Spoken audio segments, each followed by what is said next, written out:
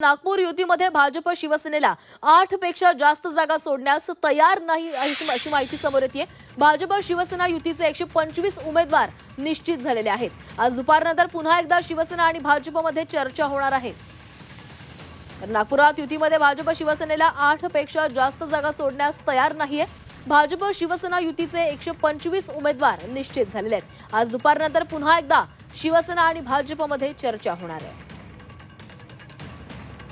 आणि या संदर्भात अधिक बोलणार आहोत। आमचे प्रतिनिधी अमर काणे आपल्यासोबत जोडले गेलेले आहेत। अमर, नागपूरमध्ये युतीमध्ये भाजप शिवसेनेला 8 पेक्षा जास्त जागा सोडायला तयार नाहीये, तर काय घडताना दिसतंय नेमकं? शिवसेना भाजपचा जो प्रस्ताव आहे 8हून जास्त जागा न देण्याचा, त्यावर तयार होऊ शकते का? खरं तर युतीची घोषणा झाल्यापासून सुरुवातीपासून भाजपचे जे स्थानिक नेते होते त्यांचा सातत्याने पाठपुरावा होता की स्वबळावर लढा, पण त्यानंतर वरिष्ठ नेत्यांकडून जे सांगण्यात आलं होतं त्यानंतर युतीकरता आग्रह धरण्यात येत होता।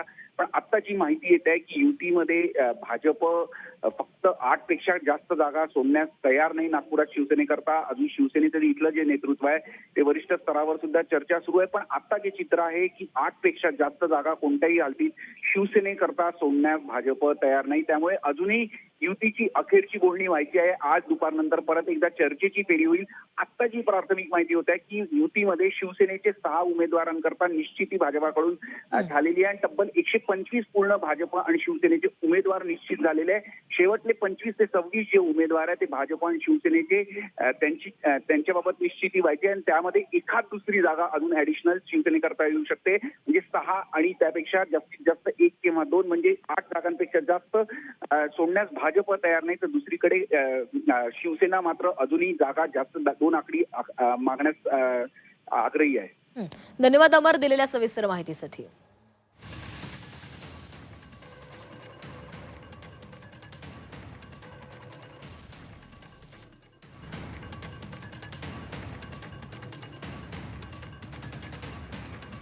तर नागपूरमध्ये भाजप शिवसेना युतीबाबत एक मोठी बातमी समोर आलेली आहे। भाजप शिवसेनेला 8 पेक्षा जास्त जागा द्यायला तयार नाहीये, अशी महत्त्वाची माहिती समोर आलेली आहे।